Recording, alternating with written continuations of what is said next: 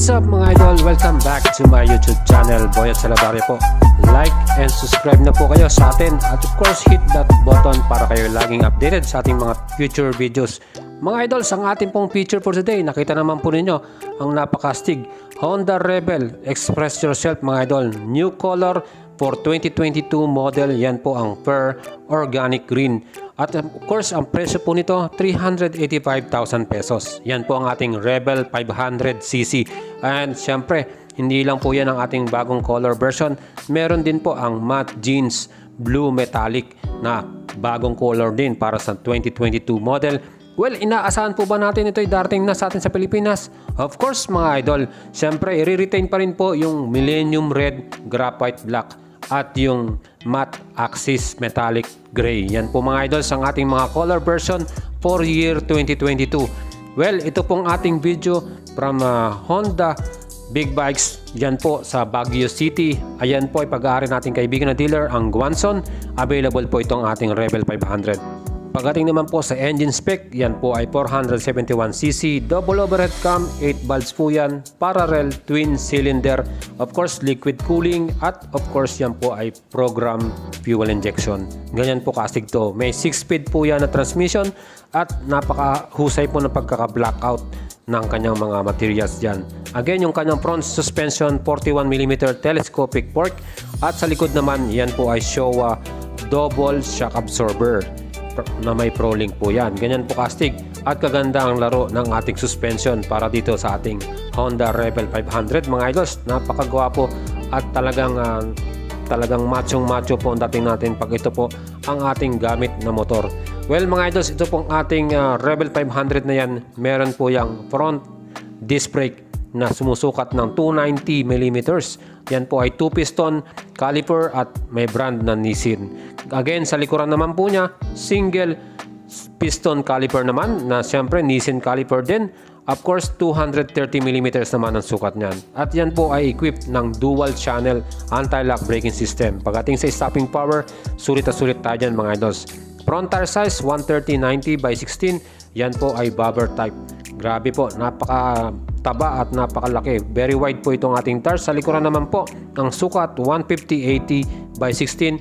Again, napakaganda po ng ating performance or maneuver natin, lalo na sa cornering kapag wide tires po ang ating gamit na gulong. When tingnan natin yung kanyang seat, napaka-classic po ng kanyang style. Retro style po yan. Low lang ang kanyang design. At ang seat height po, 690mm. Yan po, separate din po ang pillion para sa ating passenger o sa ating OBR. When sabi ko nga sa inyo, 690mm ang kanyang seat height. Sakto-sakto po yan sa mga Filipino riders na gusto po yung ganitong style na klase ng motor. Pang touring mga idols. LED rin po ang ating headlight. Kita naman po ninyo yung 4 na LED na yan. Talagang napakastig. Ultra bright yan, lalo na sa gabi. Kitang-kita nyo ang ating dinadaanan. Of course, yung signal light nyan, yan po ay halogen bulb. Pagdating po sa taillight nyan, yan tong ating Rebel na to, yan din po ay naka LED lightings din. Yung kanyang taillight, LED rin po yan. Of course, same din po sa signal light. And ano po ba yung mga inaasahan natin dito? Of course, yung kanyang disenyo talagang napaka-classic ng dating, napakaganda. Yung kanyang tangke, talagang upright yung position. Well, yung handlebar mounted niyan na digital instrument panel, panalong-panalo rin.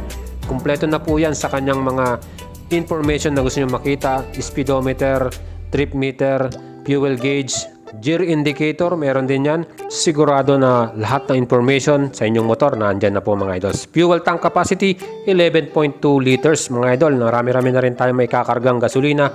Of course, fuel consumption 27 km per liters. Ganyan po katipid itong ating Rebel 500. Kung meron siyang 11 liters, malayo-layo na po mararating natin yan. At ang bigat po nitong ating Rebel 500, 191 kilograms. Ganyan po siya kabigat. Well, sa ngayon po talagang napakarami po ng gusto nitong motor na to. Yan po ay from Honda Big Bikes Guanson. Yan po ay meron din silang branch sa Tondo, Manila. At of course, yun nga yung bagong bukas din yung sa Baguio City. Again, sa 2022, inaasahan po natin yung mga bagong color na yan. At of course, upcoming din ba sa atin sa Pilipinas itong Rebel 300. May 2022 model din yan. At syempre, estimated price nitong ating Rebel 300, 225,000 pesos.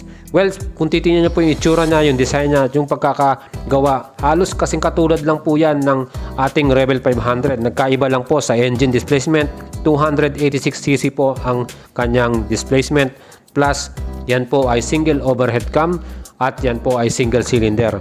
So mga idols, ito pong makina ng ating Rebel 300 ay same na makina rin po ng ating CBR 300R. So parehong-pareho lang po sila na ginamit na makina. So for this year 2022, talaga naman po, kailangan pa natin magkaroon din tayo ng ganitong displacement sa atin or category. Of course, Rebel 300, hindi po yan saswak sa atin sa expressway. And siyempre, meron tayong requirement na 400cc displacement. Sakto sana yan at mas maganda sa atin yan sa Pilipinas kung ito ay 400cc. Yun naman po ay sa ating views lang. Well, marami po kasi ang gusto rin na makapasok ng expressway without any hassle kung ang makina natin ginagamit 400cc. So kung ito ay 300cc, doon lang tayo sa tabi. Hindi tayo makakapasok ng expressway. Well mga idols, napakastig po itong color version na to, graphite blue. Talaga naman po yung kanyang kulay, napakakintab, glossy po yung color niya. Kita naman po yung kanyang meter panel. Ayan po, digital po yan. Kita nyo po kung yung gear indicator nyo, nandyan na yung neutral or anong gear shift na kayo. Yan po mga idols ang ating Rebel 300. Yan po ay available sa ibang bansa, gaya po sa USA, sa Europe, at sa ibang Asian country. Pero dito po sa atin sa Pilipinas, hindi pa po yan available. So kung may gusto po nito, Rebel 300, well, sana may shoutout natin sa Honda Motors Philippines. Of course, sana mapagbigyan din tayo, madala rin nila ito. At syempre, mas maganda kung meron kang ganyang klase ng motor, yung pang beginning lang, pero Rebel na yung kanyang design at itsura. Ganyan po kastig yan. Tingnan nyo yung walk around dyan. Napakagwapo, no? At yung kanyang ilaw, kita nyo yung pagka-bright niyan. Lalo na sa gabi. Siyempre, yung ganyang kaganda at kastig yung motor ninyo, of course, takaw pansin po yan. At siyempre, kailangan partneran nyo yan ng magandang riding gears. Siyempre, gaya ng helmet, yung quality helmet, pang classic. Of course, leather jackets. And siyempre, yung pants or shoes. Well mga idols, kung gusto nyo pong bumili ng ating Rebel 500, nirecommend ako po sa inyo ang ating kaibigan na dealer dyan po sa Guanzon Honda Big Bikes. Meron na po silang dalawang store. Unang-una po na-open na po nila yung Baguio City at ngayon po nag-soft opening na rin ang kanilang Tondo, Manila branch. So kung gusto nyo pong bumili from Manila kayo, meron po sila sa Tondo, meron din po sila sa Norte, dyan po sa Baguio City. And of course, kung medyo malayo din kayo, pwede nyo pong i-PM or tawagan yung kanilang contact person dyan. Ilalagay po natin dito sa ating video description ang pangalan po at sino po yung number na pwede nyo tawagan dyan. Well, kung gusto nyo naman po na mas marami pang details, andito naman po tayo mga idols. Pwede nyo po akong i-PM sa ating FB page, Boyet Salabarria po. At siyempre, aabangan po natin itong bagong color version for 2022 Honda Rebel 500. Ang presyo niyan again, 385,000 pesos. Well, pwede pong magbago yan. Pwedeng tumaas dahil sa bagong model.